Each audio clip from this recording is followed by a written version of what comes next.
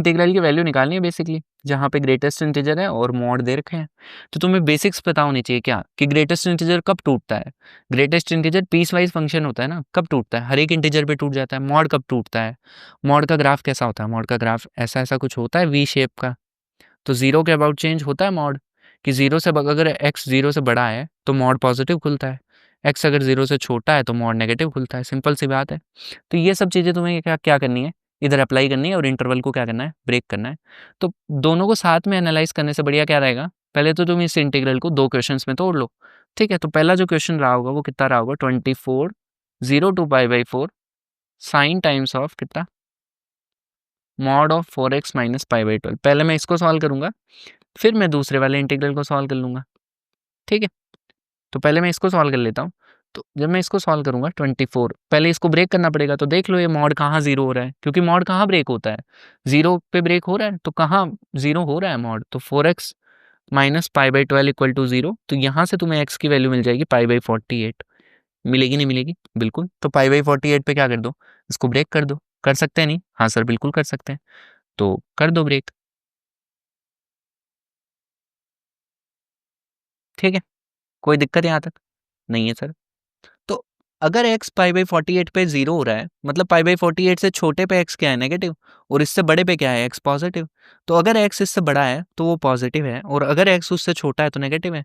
मतलब इस वाले रीजन में मॉड नेगेटिव खुलेगा, खुलेगा नहीं खुलेगा, ये वाला मॉड नेगेटिव खुलेगा। तो साइन क्या करता है, साइन ऑफ माइनस थीटा क्या होता है, माइनस साइन थीटा।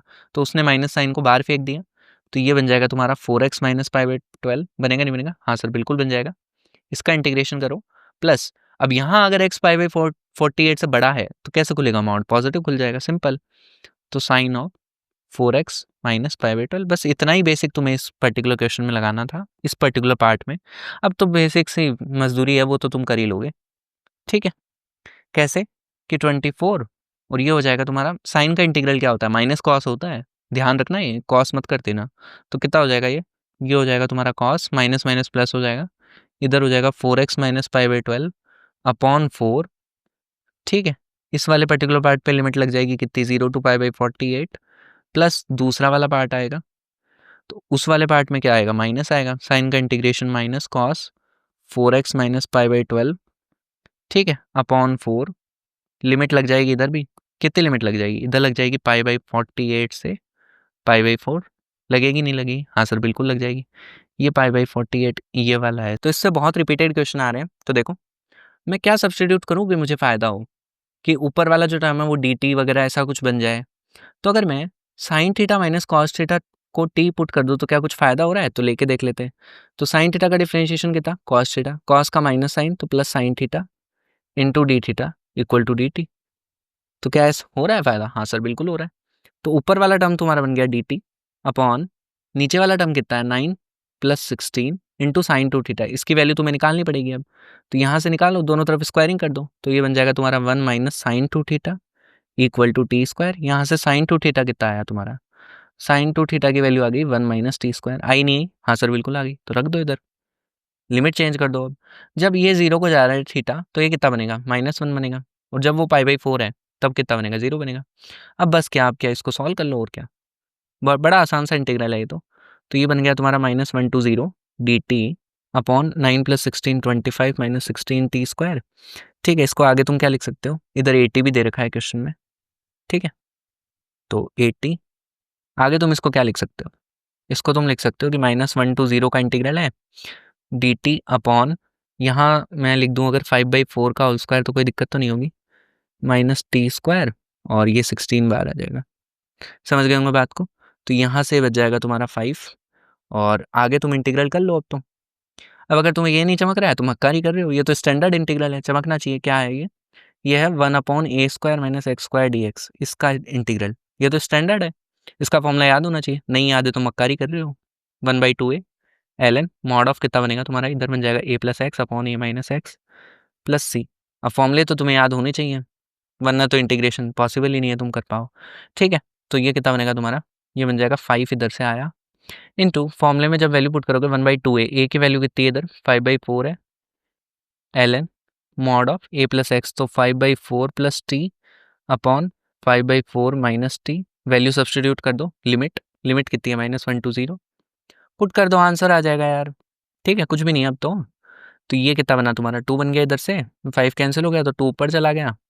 अब जैसे ही 0 पुट करोगे तो ये ln1 बन जाएगा, माइनस ln ऑफ ये कितना बनेगा, जैसे ही -1 पुट करोगे 5/4 -1 बनेगा ये, और इधर कितना बनेगा +1 तो 5 9 तो 1/9 बनेगा। ठीक है, ये वाला टर्म कितना 0, ये 2 बार है तुम्हारा, तो यहाँ से कितना बन गया तुम्हारा, इसको तुम लिख सकते हो माइनस का ln9, तो माइनस माइनस प्लस हो जाएगा, तो ये बनेगा 2ln9। ठीक है, तो इसको 3 का स्क्वायर लिख देना, तो उसको बाहर बुला लेना, तो कितना बन जाएगा 4ln3, खत्म क्वेश्चन।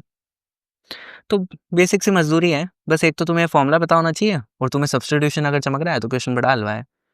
तो सबसे पहले लिमिट देखते ही तुम्हारे दिमाग में क्या आएगा कि इवन ऑड अगर फंक्शन होता तो मैं कुछ प्रॉपर्टी लगा देता, बट ये उनमें से कुछ भी नहीं है।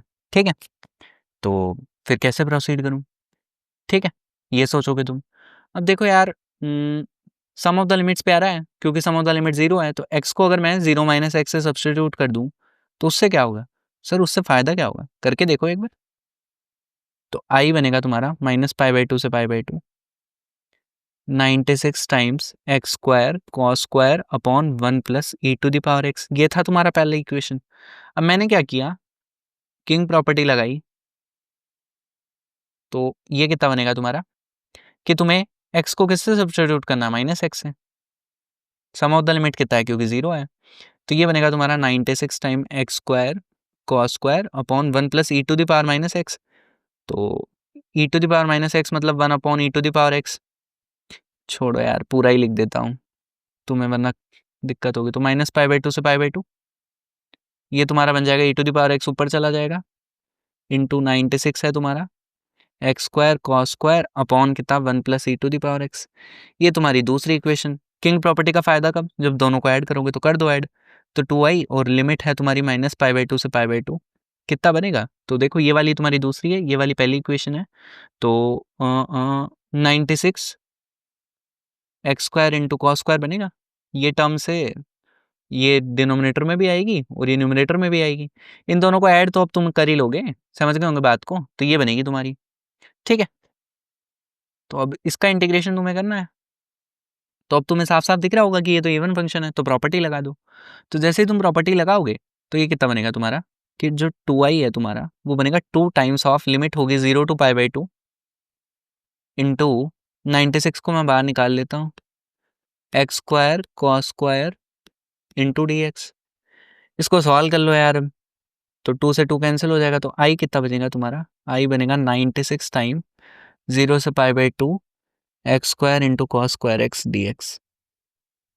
ठीक है सर, अब इसे कैसे इंटीग्रेट करें? अब इसे तो बाई पार्ट लगाओ, और क्या सोच रहे हो तुम? तो बाई पार्ट लगाओगे तो ये क्या बनेगा, देखो, तो लगाते हैं बाई पार्ट, तो आई इक्वल्स टू, इधर था 96, तो 0 to π/2 एक्स स्क्वायर, और कॉस स्क्वायर एक्स को तुम क्या लिख सकते हो, 1 + cos2x/2 लिख सकते हो नहीं? हाँ सर बिल्कुल लिख सकते हैं। तो ये 2 से कितना बना 48, तो यहाँ से आई की वैल्यू आ गई 48 इंटीग्रल ऑफ 0 to π/2। ये बनेगा तुम्हारा x square into 1 + cos2x into dx। अब इसका इंटीग्रेशन तो तुम कर ही लोगे आराम से, पहले वाली इस वाली टर्म का कर लेता हूँ, तो एक्स स्क्वायर का कितना होगा x³ / 3। ठीक है, लिमिट कहाँ से कहाँ तक 0 to π/2 प्लस 48 टाइम्स और cos2x, हाँ एक्स स्क्वायर इंटू cos2x, इसका इंटीग्रेशन करना है तुम्हें, कहाँ से कहाँ तक 0 to π/2। तो इसमें क्या लगाओगे, बाई पार्ट लगाओगे।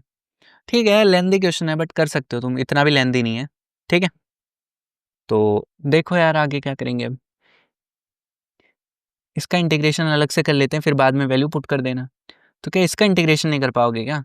क्या बोल रहा है तुम्हें, x square into cos2x dx, इसका इंटीग्रेशन करना है, तो बाई पार्ट लगाओ सिंपली। ये हो गया तुम्हारा सेकंड फंक्शन, ये हो गया तुम्हारा फर्स्ट फंक्शन।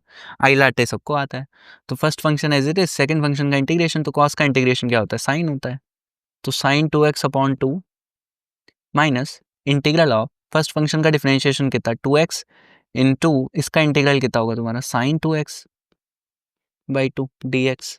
अब अगेन यहाँ बाई पार्ट लगेगा, मेहनत करवा रहा है, मेहनत भी नहीं है, मजदूरी है बेसिकली, लिमिट कहाँ से कहाँ तक थी, 0 to π/2, तो यहाँ लिमिट होगी 0 to π/2, यहाँ लिमिट होगी 0 to π/2, ठीक है। तो अब देखो साफ साफ दिख रहा है, जैसे ही π/2 पुट करोगे तो ये कितना बनेगा तुम्हारा, 2 इंटू पाई बनेगा, तो साइन पाई कितना होगा, 0। तो ये टर्म तो पूरा 0 हो जाएगा क्योंकि नीचे वाला टर्म भी 0 है। तो यहाँ से कितना बनेगा, माइनस का 2 integral of 0 to π/2 x into sine 2x upon 2। तो इस 2 को मैंने इधर ले लिया, इसका इंटीग्रल करना है अब, तो ये तो माइनस साइन रहेगा, माइनस 0 to π/2, इसका इंटीग्रेशन करते हैं ना अब। तो ये तुम्हारा हो जाएगा फर्स्ट फंक्शन, ये हो गया सेकंड फंक्शन, वापस बाई पार्ट लगा दो, मजदूरी है, करते रहो। तो क्या होगा तुम्हारे, first function as it is, second का इंटीग्रेशन, साइन का इंटीग्रेशन माइनस cos 2x होता है, इसमें तो गलती नहीं कर दोगे। तो ये बचेगा तुम्हारा minus integral of first function का डिफरेंशिएशन, सेकंड का इंटीग्रेशन, तो ये माइनस माइनस प्लस हो जाएगा, इधर बचेगा तुम्हारा cos 2x/2 dx, और ये वैल्यू रख देना 0 to π/2, ठीक है। तो इसको आगे सॉल्व कर लो, और क्या करते रहो मजदूरी, बकवास क्वेश्चन है यार, कुछ भी नहीं है इसमें। बाई पार्ट लगवा रहा है तुमसे दो बार, अब क्या बाई पार्ट नहीं लगा पाओगे क्या, ये तो कर ही लोगे, मेहनत करो, और क्या करो मजदूरी, मैंने करी दी वैसे काफ़ी ज़्यादा, ठीक है। लिमिट क्या दी तुम्हारी, 0 से π/2, तो पुट कर दो 0 से π/2 और सॉल्व करो इसको आगे, ठीक है। मैं नहीं कर रहा इसको, तुम्हें खुद करना है। कंसेप्चुअली क्या है वो देखो ना, बाकी तो मजदूरी है, बेसिक्स है, वो तो बेसिक्स तो तुम कर ही लोगे, ठीक है।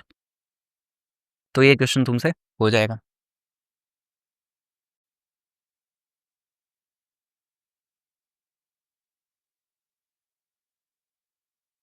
अब ये वाला जो क्वेश्चन है, ये जब तुम पहली बार देखोगे तो तुम्हें लग सकता है यार कुछ तो डरावना सा है, बट है नहीं। कोई एफ तुम्हें कोई फंक्शन दे रखा है जो कि डिफरेंशिएबल फंक्शन है, इस तरह से कि इसकी वैल्यू ये है, और ये कोई कंडीशन दे रखी है for all x belonging to R, ठीक है। अब कंडीशन है तो आगे कुछ ना कुछ यूज़ हो रहा होगा तब देख लेंगे। फिर तुम्हें एक और चीज़ दे रखी है, एक और इक्वेशन दे रखी है, फिर तुमसे कुछ ना कुछ पूछ रहा है, ठीक है। तो जो दे रखा है अपने को वहाँ से स्टार्ट करते हैं, क्या कि integral 0 to 2 x into f dash x d x equals to 6, ये है। अब तुम्हें ये निकालना है, ये दोनों निकालने हैं तुम्हें। अब तुम्हें नहीं लगता अगर तुम्हें इसकी वैल्यू चाहिए तो तुम्हें इसको इंटीग्रेट करना पड़ेगा, और इसको इंटीग्रेट कैसे करोगे, आई लाटे लगाओगे, बाई पार्ट लगाओगे। तो जिसका इंटीग्रेशन आसान है उसको सेकंड फंक्शन बोल दोगे, इसको फर्स्ट फंक्शन बोल दोगे, ठीक है। तो इसका इंटीग्रल तो एफ एक्स हो जाएगा ना, ठीक है। तो first function as it is, second function का integration minus integral of first function का डिफरेंशिएशन, सेकंड फंक्शन का इंटीग्रेशन, ठीक है। लिमिट कहाँ से कहाँ तक, 0 से 2, इधर भी कितनी 0 से 2, इसकी वैल्यू तुम्हें दे रखी है 6। ये क्वेश्चन हार्ड है नहीं, बट लग सकता है तुम्हें देखते टाइम, ठीक है। अब जैसे ही तुमने x को 2 पुट कर दिया तो इधर बनेगा 2 टाइम्स एफ ऑफ कैपिटल 2, और 0 पुट कर दोगे तो 0 हो ही जाएगा, minus integral 0 to 2 F of x into d x, इसकी वैल्यू 6 है। अब अगर तुम्हें इसकी वैल्यू पता है तो तुम इसकी वैल्यू निकाल सकते हो या नहीं निकाल सकते, हाँ सर बिल्कुल निकाल सकते हैं। तो देखो तुम्हें कोई कंडीशन दी होगी, क्या कंडीशन दी है कि जो कैपिटल एफ ऑफ एक्स है वो है x time small f of x, यहाँ for all x belonging to R, मतलब एक्स की कोई भी रियल वैल्यू के लिए ट्रू है। तो एक्स को 2 पुट कर दो, तो जैसे ही एक्स को 2 पुट कर दोगे ये बन जाएगा तुम्हारा 2 एफ ऑफ 2, बनेगा नहीं बनेगा, हाँ सर बिल्कुल बन जाएगा। तो इसको लिख दो इधर, ठीक है। तो मैं इसको आगे लिख रहा हूँ, तो क्या बनेगा इधर देखो 2, और एफ ऑफ 2 को मैं लिख सकता हूँ 2 एफ ऑफ 2, तो इधर कितना बन जाएगा, ये 4 बन जाएगा, 4 टाइम्स एफ ऑफ 2 माइनस दिस थिंग इक्वल्स टू 6, ठीक है। इसको एक बार के लिए मैं y बोल देता हूँ, ठीक है, इस इंटीग्रल को। तो अब देख लो यार, सिंपल, एफ ऑफ 2 की वैल्यू कितनी दे रखी है तुम्हें, ये भी दे रखी है 1 है, तो ये 1 है, तो ये 4 हो जाएगा, 4 माइनस वाई इक्वल्स टू 6। तो यहाँ से y की वैल्यू कितनी आ जाएगी, यहाँ से y की वैल्यू आ जाएगी -2। y क्या था तुम्हारा इंटीग्रल, मतलब इस वाले पार्ट की वैल्यू मैं निकाल चुका हूँ, ठीक है। तो आधा क्वेश्चन तो तुम्हारा यहीं डन हो गया। तो y की वैल्यू तुम्हें मिल गई -2। अब तुम्हें एक और चीज़ निकालनी है, तो वो दूसरी वाली एक्सप्रेशन से निकाल दो, ठीक है। तो अब साफ-साफ दिख रहा होगा कि इसमें डबल डेरिवेटिव आ रहा है, तो मैं 2 बार इंटीग्रेट करना पड़ेगा। करके देख लेते हैं और। तो क्या इंटीग्रल दे रखा है कि 0 से 2 x square capital f double dash x into d x equal to 40, ठीक है। तो क्या करो, इंटीग्रेट कर दो, वापस हाईलाइटें लगा दो, ये तुम्हारा सेकंड फंक्शन, ये वाला तुम्हारा first function. First function as it is, second का इंटीग्रल एफ डैश एक्स होगा नहीं होगा, हाँ सर बिल्कुल हो जाएगा। माइनस इस पे लिमिट लगा देना 0 से 2, इंटीग्रल ऑफ फर्स्ट फंक्शन का डिफरेंशिएशन कितना 2x इंटू सेकेंड फंक्शन का इंटीग्रेशन इंटू दिस थिंग, ठीक है। इसकी वैल्यू तुम्हें कितनी दे रखी है, 40 दे रखी है, ठीक है। राइट। अब अगर तुम ध्यान से देखोगे तो तुम्हें पता चलेगा कि क्या पता चलेगा कि इस एक्सप्रेशन की वैल्यू तुम्हें दे रखी है क्वेश्चन में, कितनी है, 6 दे रखी है।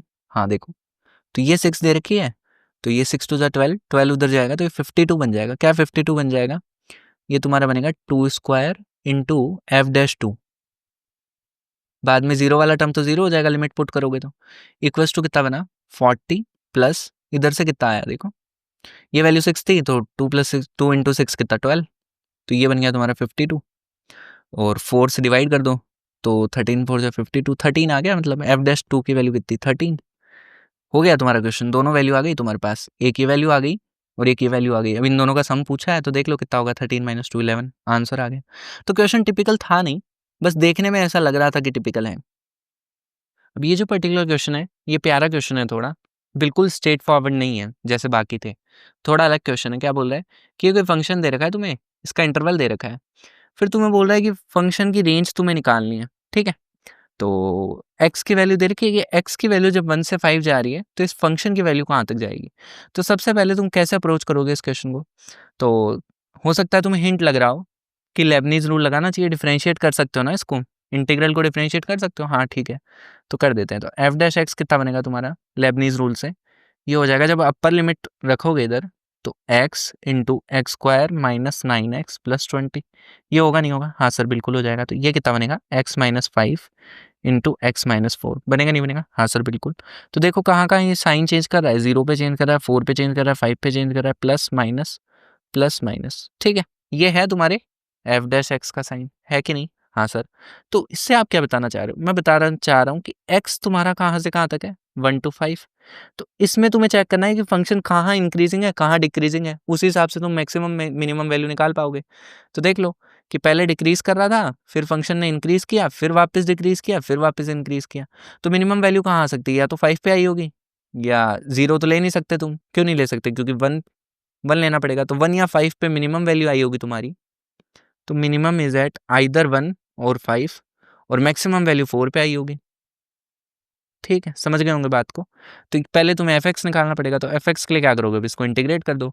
तो जैसे इसको इंटीग्रेट करोगे, एक्स क्यूब है तो कितना बनेगा, x to the power 4/4 minus 9 x square है तो एक्स स्क्वायर का इंटीग्रेशन होगा x cube by 3 plus 20 x square by 2 plus c. अब तुम्हें सी की वैल्यू भी निकालनी पड़ेगी, तो देखो कैसे निकाल सकते हो, अगर तुम यहाँ एक्स को 0 पुट कर दोगे तो ये 0 to 0 इंटीग्रल 0 बन जाएगा, कि मतलब जब तुम्हारा एक्स 0 है तो तुम्हारा एफ एक्स भी क्या है 0 है। तो जैसे ही एक्स को 0 पुट करोगे तो यहाँ से तुम्हें पता चलेगा ये सब भी 0 दे रहा है, तो सी कितना हो जाएगा 0 हो जाएगा, होगा नहीं होगा, हाँ सर बिल्कुल हो जाएगा। तो तुम्हें एफ एक्स मिल गया है यहाँ से। अब क्या था, अब वैल्यू निकाल लो, किस किस पे निकालोगे कि एफ ऑफ 4 पे जो वैल्यू आई होगी, 4 रखना इसमें, जो वैल्यू आई होगी वो मैक्सिमम आई होगी, फिर तुम्हें 1 पे वैल्यू निकालना और 5 पे निकालना, और इन दोनों में से क्या ले लेना, जो छोटी हो उसको मिनिमम वैल्यू ले लेना, बस तुम्हारी रेंज निकल जाएगी मिन से मैक्स, ठीक है। तो अल्फा बीटा आ जाएंगे, तो जैसे ही अल्फा बीटा आ जाएंगे फिर तो तुम्हारा आंसर आ जाएगा, खत्म क्वेश्चन। तो ठीक है, थोड़ा बेटर क्वेश्चन है बाकी के कंपैरिजन में, बहुत ही प्यारा क्वेश्चन है, ठीक है। तो देखो तुम्हें कोई इंटीग्रेशन की वैल्यू दे रखी है, ये निकालनी है तुम्हें, और फिर ये कुछ पूछ रहा है, ठीक है। तो पहले जनरलाइज्ड रिजल्ट को अपन क्या करेंगे, सॉल्व करेंगे, ठीक है। तो इसमें क्या है, खास बात क्या है, इसमें सब्सटीट्यूशन का यूज़ है, और वो सब्सटीट्यूशन थोड़ा ऐसे आसानी से क्लिक होने वाला नहीं है। इसमें तुम्हें एक्स को साइन स्क्वायर थीटा सब्सटीट्यूट करना है, क्यों सर, उससे फ़ायदा क्या होगा, तो जैसे तुम डी एक्स निकालोगे ये कितना बनेगा 2 sine theta cos theta D theta, बनेगा नहीं बनेगा, हाँ सर बिल्कुल बन जाएगा। तो आगे देख लो, सब्सटीट्यूट जैसे ही कर दोगे तो इधर थीटा की लिमिट आएगी तो वो कितनी आ जाएगी 0 to π/2 आ जाएगी, ठीक है। ये बन जाएगा तुम्हारा साइन टू द पावर कितना, साइन स्क्वायर है एक्स तो ये मल्टीप्लाई होगा तो ये बनेगा 2m-2, और ये साइन थीटा एक ऑलरेडी बैठा है तो ये हो जाएगा 2m-1 थीटा। सिमिलरली कॉस वाला हो जाएगा तुम्हारा 2n-1 theta into d theta, और ये जो 2 है इसको मैंने बाहर ले लिया, ठीक है। तो ये बन जाएगा तुम्हारा इंटीग्रल, सब्सटीट्यूट हो गए। अब जो तुम्हें चाहिए वो निकाल लो, ये तो समझ गए होंगे ना तुम, सब्सटीट्यूट किया है और कुछ नहीं किया। तो देखो मैंने यहाँ स्क्वायर लेने से फ़ायदा क्या हुआ कि ये वाला जो टर्म था ये कॉस स्क्वायर में चेंज हो गया, ये वाला टर्म साइन स्क्वायर में चेंज हो गया, ये जो दोनों टर्म है वो साइन कॉस में है, और ये जो तुम्हारा डी एक्स है ये भी साइन कॉस में है, समझ गए होंगे बात को।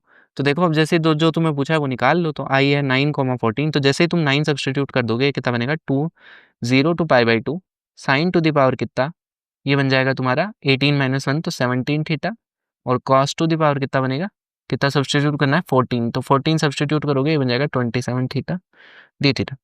ठीक है, दूसरी चीज़ तुम्हें क्या सब्सटीट्यूट करनी है 10,13, तो जैसे ही 10,13 सब्सटीट्यूट करोगे कितना बनेगा 202 ये बन जाएगा तुम्हारा साइन 19 थीटा, और ये बन जाएगा कॉस ऑफ 25 थीटा। बनेगा नहीं बनेगा? हाँ सर बिल्कुल बन जाएगा। अब इन दोनों को क्या करना है, ऐड करना है, तो सिंपली ऐड कर दो इन दोनों को, तो जैसे ही ऐड कर दो कितना बन जाएगा 2, लिमिट सेम है तो मैं कॉमन ले सकता हूँ, तो 0 to π/2 ये कितना लिखा हुआ है sign to the power 17 cos two the power 27 पूरा लिख लो, प्लस कितना लिखा हुआ है sign to the power 19 cos two the power 25 ये लिखा हुआ है, इसका तुम्हें क्या करना है इंटीग्रेशन करना है, सिंपल। तो इसमें से कॉमन ले लो, क्या कॉमन लोगे, साफ साफ दिख रहा होगा 0 से π/2। अगर मैंने इधर कॉमन ले लिया sign to the power 17 cos two the power 25, तो इधर कितना बनेगा कॉस स्क्वायर, इधर बच जाएगा तुम्हारा साइन स्क्वायर डी थीटा। ठीक है, ये बनेगा। अब देखो ये वाला टर्म तुम्हारा 1 हो जाएगा cos square plus sine square, तो ये बन रहा है तुम्हारा बेसिकली जो तुमसे पूछा था क्वेश्चन में। अब तुम देख लो जनरलाइज्ड ये था m, n के लिए, तो तुम्हें ऑप्शंस में बताना है कि कौन से m, n सेटिस्फाई कर रहे हैं इसको, तो या तो पुट करके देख लो या फिर डायरेक्ट देख लो। जनरलाइज्ड रिजल्ट में इधर क्या आ रहा है 2m - 1, मतलब 17 किसके बराबर होना चाहिए 2m - 1 के, होना चाहिए नहीं? हाँ सर बिल्कुल बात तो सही है, तो यहाँ से m कितना आ गया 9 आ गया।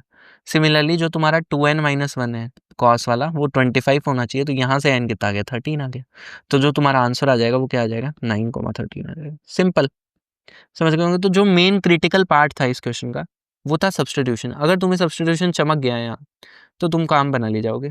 इस क्वेश्चन को दोबारा करना, अच्छा क्वेश्चन है। तो सब्सटीट्यूशन ही मेन था इधर, और मैंने साइन स्क्वायर क्यों लिया वो समझने की कोशिश करोगे। 1 - साइन स्क्वायर मैं कॉस स्क्वायर लिख दूंगा आगे जाके, तो उससे मेरी हेल्प हो जाएगी।